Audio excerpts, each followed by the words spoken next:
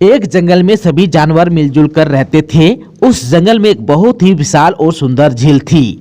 जंगल के सभी जानवर उसी झील के पानी से अपनी प्यास बुझाते थे। सब कुछ हंसी खुशी चल रहा था कि इसी बीच ना जाने कहां से एक भयानक राक्षस उस झील में रहने के लिए आ गया। उस राक्षस ने उस झील पर कब्जा कर लिया और झील को ही अपना घर बना लिया। राक्षस ने जंगल के सभी जानवरों को उस झील में घुसने से और वहां का पानी इस्तेमाल करने से मना कर दिया। इसी जंगल में बंदरों की एक विशाल टोली भी रहती थी। इस परेशानी से निपटने के लिए बंदरों ने सभा बुलाई। बंदरों के सरदार ने सभी बंदरों से कहा, साथियों, हमारी झील पर एक राक्षस ने कब्जा कर लिया है और अगर हम में से कोई भी वहां गया तो वो हमें खा जाएगा। बंदरों ने अपने सरदार से कहा, लेकिन सरदार, पानी के बिना हमारा गुजारा कैसे होगा? हम तो प्यासे ही मर जाएंगे। सरदार ने कहा, मुझे सब पता है, लेकिन अगर हमें सुख शांति से रहना है तो झील को छोड़ना ही होगा।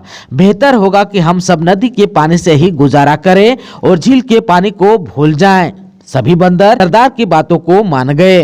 कई साल गुजर गए और इसी बीच जंगल के किसी भी जानवर ने उस झील की ओर रुख तक नहीं किया। तभी बहुत बड़ा अकाल पड़ा। नदी सूख चुकी थी। खाने और पीने की किल्लत के चलते जंगल के सभी जानवर उस जंगल को छोड़कर जाने लगे, लेकिन बंदरों की टोली को इस जंगल से बेहद लगाव था। उन्होंने इस समस्या से निपटने के लिए बैठक बुलाई। सभी बंदरों ने कहा, अगर जल्द ही पानी की व्यवस्था नहीं हुई तो हम सब मारे जाएंगे। क्यों ना हम झील का पानी इस्तेमाल करें? वहाँ का पानी कभी नहीं सूखता, लेकिन वो राक्षस मानेगा। बंदरों के सरदार ने कहा, एक तरीका है, हम सबों को उस राक्षस से विनती करनी चाहिए। शायद उनको हम पर तरस आ जाए और मान जाए।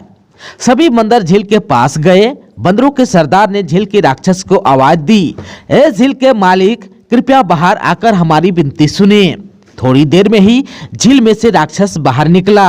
उसकी आंखें गुस्से से लाल थीं और वो जोर से चिंघाड़ते हुए बोला, तुम लोग कौन हो और यहाँ क्यों आए हो? मैं आराम कर रहा था, मेरी नींद क्यों खराब की? इसका अंजाम जानते नहीं हो क्या?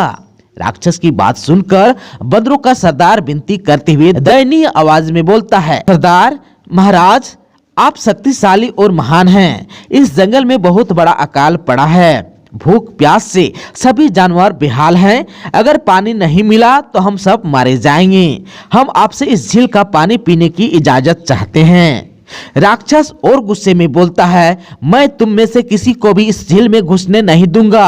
अगर किसी ने हिम्मत की तो मैं उसे खा जाऊंगा। यह बोलकर राक्षस वापस झील में चला जाता है। इसके बाद सभी बंदर बेहद ही निराश हताश हो जाते हैं, लेकिन बंदरों का सरदार कुछ सोचता रहता है। उसे एक तरकीब सूझती है। वो सभी बंदरों को बोलता है, तुम में से कुछ बंदर झील के पास ही एक गहरा गड्ढा खोदो और बाकी के बंदर मेरे साथ बांस के खेत में चलो। बंदरों का सरदार बंदरों को लेकर बांस के खेत में चला गया। वहां जाकर उसने बंदरों को खेत के कुछ लंबे और मजबूत बांसों को काटने का आदेश दिया। बंदरों ने अपना काम कर दिया। वहीं दूसरी ओर झील के पास भी गड्ढा खोदा जा चुका था। बंदरों के सरदार ने बांस लिया और बांस का एक सिरा झील में डुबाया और दूसरे सिरे को गड्ढे की तरफ मोड़कर उसमें से जोर जोर से तब तक सांस खींचता रहा जब तक कि उसमें से पानी ना आ गया हो। देखते ही देखते झील में से पानी भी उस गड्ढे में जमा होता गया। यह देखकर झील का राक्षस गुस्से में बाहर आया, लेकिन चूंकि सारे बंदर झील के बाहर थे तो वो उनका कुछ नहीं बिगाड़ सका। राक्षस गुस्से में ही वापस झील में चला गया। बंदरों ने खुशी खुशी झील का मीठा पानी खूब मजे से पीने लगा। दोस्तों, बुद्धि बल से बड़ी होती है। चाहे कोई कितना भी शक्तिशाली क्यों ना हो, बुद्धि और समझदारी के सामने उसका बल मायने नहीं रखता। इसलिए बड़ी से बड़ी मुसीबत के समय भी अपना संयम नहीं खोना चाहिए और बुद्धि से काम लेना चाहिए। दोस्तों, यह कहानी आपको कैसे लगी हमें कमेंट बॉक्स में कमेंट करके जरूर बताएंगे।